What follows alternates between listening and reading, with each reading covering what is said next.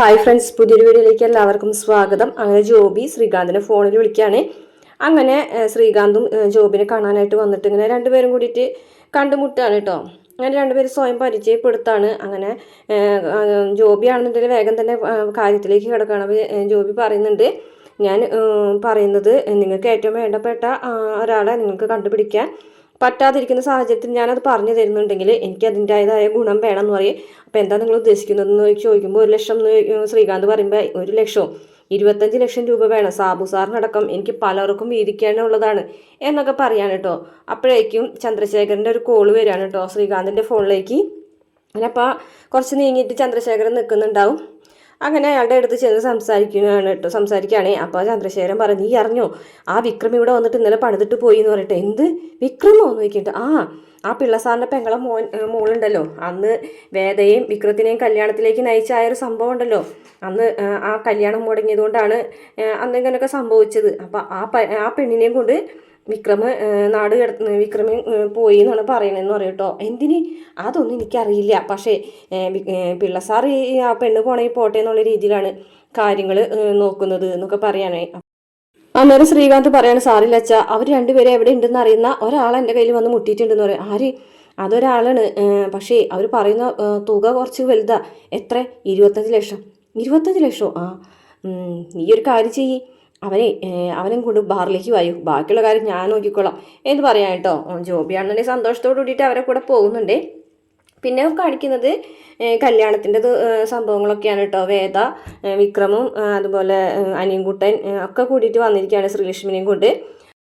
അന്നേരം ഗീവർഗീസേട്ടൻ ചെന്നിട്ട് ചോദിക്കുന്നുണ്ട് കേട്ടോ, നീ പറഞ്ഞ പോലെ തന്നെ കാര്യമൊക്കെ നടത്തിയല്ലേ എന്ന് ചോദിക്കുകയാണ്. അങ്ങനെ മേരിയും വരുന്നുണ്ട്. അപ്പോൾ ശ്രീലക്ഷ്മിയാണെന്നുണ്ടെങ്കിൽ സന്തോഷം നോക്കുകയാണ് കേട്ടോ. ഒരിക്കലും സന്തോഷിനെ കാണുന്നില്ലല്ലോ. അപ്പോൾ വിക്രമിനെ എടുത്ത് വന്നിട്ട് ചോദിക്കുകയാണ്, സന്തോഷേട്ടൻ എവിടെയെന്ന് ചോദിക്കുകയാണ്. അപ്പം ഇങ്ങനെ വേദം ഇങ്ങനെ മുകളിലേക്ക് കാണിച്ചു കൊടുക്കാനിട്ട് മുകളിലേക്ക് ഇങ്ങനെ സന്തോഷം വരുന്ന കാണുമ്പോൾ ശ്രീലക്ഷ്മിക്ക് ആകെ സങ്കടം വരെ. കാരണം കാലൊക്കെ ഒടിഞ്ഞിട്ട് ഇങ്ങനെ ഞൊണ്ടി നടക്കല്ലേ. അപ്പോൾ അത് കാണുമ്പോൾ ഭയങ്കരമായിട്ട് സങ്കടം വരാൻ കേട്ടോ. കാലിലേക്കൊക്കെ അങ്ങനെ നോക്കിയതിന് ശേഷം സന്തോഷിനെ കെട്ടിപ്പിടിക്കുന്നുണ്ട് കേട്ടോ. അങ്ങനെ രണ്ടുപേരും കൂടിയിട്ട് കരയാണ്. അതിനുശേഷം ഇവർക്ക് ഭയങ്കര സന്തോഷമാവണം കേട്ടോ. എല്ലാവരും ആ ഒരു കാഴ്ചയൊക്കെ കണ്ട് നോക്കി നിൽക്കുകയാണ്. അപ്പോൾ അവിടുന്ന് പൂജാരി വിളിച്ച് പറയും, അതേ മുഹൂർത്തം തെറ്റണ്ടാട്ടാ എന്ന് പറയും. അപ്പോൾ എല്ലാവരും കൂടിയിട്ട് അകത്തേക്ക് പോകാൻ നിൽക്കുന്ന സമയത്ത് മറ്റേ സേതു വരികയാണ് കേട്ടോ. സ്നേഹക്കൂട് സീരിയലിലെ സേതു വരികയാണ്. അപ്പോൾ ഇതിൽ സന്തോഷിൻ്റെ കൂട്ടുകാരനായിട്ടാണ് ഇപ്പോൾ വിക്രമിനും പരിചയമുണ്ടെന്നൊക്കെ പറഞ്ഞിട്ട് രണ്ടുപേരും കൂടിയൊക്കെ സംസാരിക്കുന്നുണ്ട്. അതിനുശേഷം താലികെട്ടാണ്. താലി കെട്ടുന്ന ഈ ഒരു സമയത്ത് നമ്മൾ അനിയൻകുട്ടനെ ഇങ്ങനെ നോക്കി നിൽക്കുന്നുണ്ട് കേട്ടോ. താലി കെട്ടുന്ന സമയം ആ താലി കെട്ടുന്ന സമയത്ത് പെട്ടെന്ന് അനിയൻകുട്ടൻ്റെ ചിന്തകളൊക്കെ ഇങ്ങനെ മാറിയാണ്.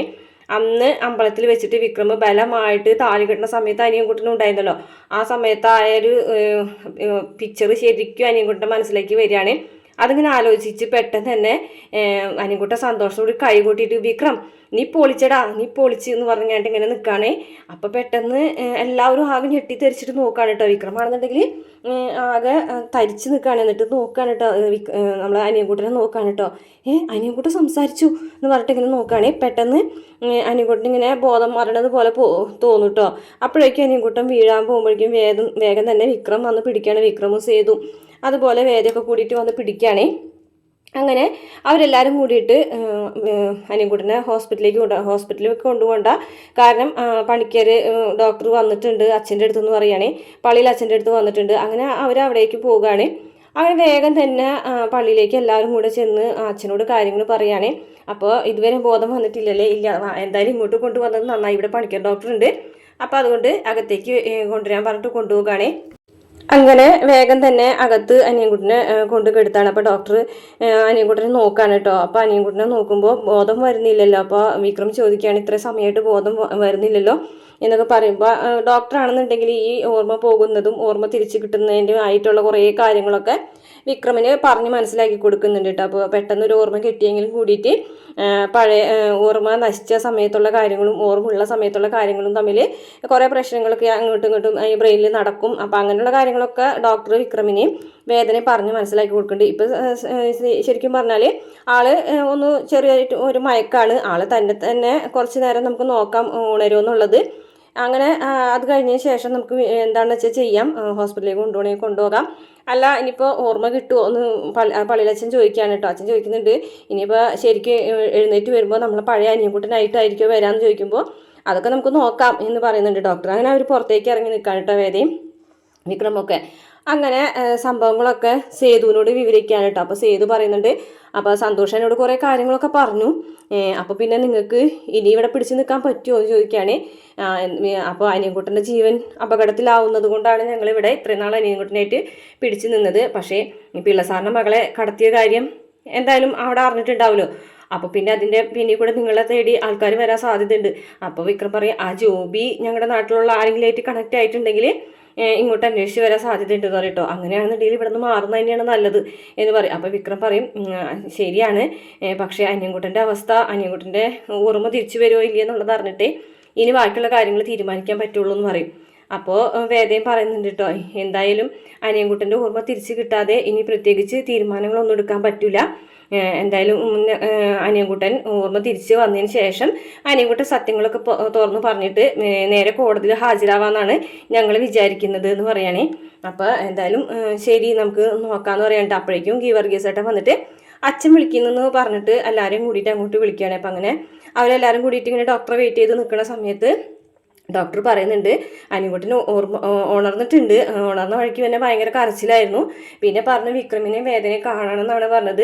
എന്തായാലും നിങ്ങളോട് എന്തോ സീരിയസ് ആയിട്ട് സംസാരിക്കാനുണ്ടെന്നാണ് തോന്നുന്നത്. അപ്പം നിങ്ങൾ രണ്ടുപേരും മാത്രമായിട്ട് എന്തെങ്കിലും പറയാനോ അറിയാനോ ഉണ്ടെങ്കിൽ നിങ്ങൾക്ക് ഈ സമയത്ത് ചെന്ന് ചോദിച്ചോ. എന്തായാലും പഴയ ഒരു ഓർമ്മയിലേക്ക് അനിയൻകുട്ടൻ വന്നിട്ടുണ്ട്. നിങ്ങൾ രണ്ടുപേരും കൂടിയിട്ട് പോയിക്കോളാൻ പറയണേ. അങ്ങനെ അനിയൻകുട്ടൻ്റെ അടുത്തേക്ക് വിക്രമും വേദയും കൂടെ പോകുന്നുണ്ട്.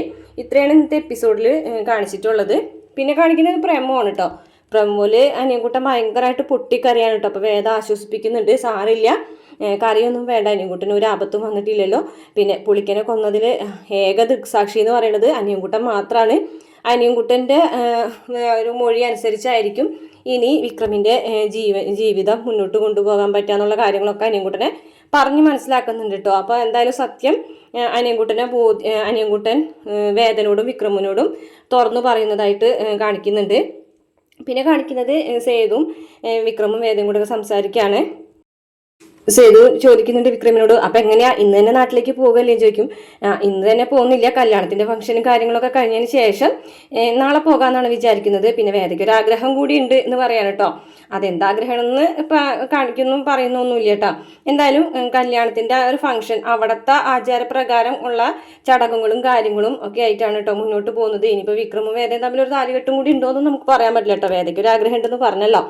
അങ്ങനെ ഡാൻസും പാട്ടും വിക്രമും വേദയ്ക്ക് അടിപൊളി ഡാൻസും പാട്ടും അങ്ങനെ ആയിട്ടുള്ള കാര്യങ്ങളൊക്കെ ആയിട്ട് മുന്നോട്ട് പോകുന്നുണ്ട് കേട്ടോ. ഇതേ സമയം ജോബി ആണെന്നുണ്ടെങ്കിൽ ശ്രീകാന്തിനോട് പറഞ്ഞിട്ട് ശ്രീകാന്ത് അന്വേഷിച്ച് വരുന്നതൊക്കെ ആയിട്ടുണ്ടാവും. അപ്പോൾ ഇത്രയാണ് പ്രമോ കാണിച്ചിട്ടുള്ള വീഡിയോ. ഇഷ്ടപ്പെട്ട ചാനൽ സബ്സ്ക്രൈബ് ചെയ്ത് സപ്പോർട്ട് ചെയ്യണേ.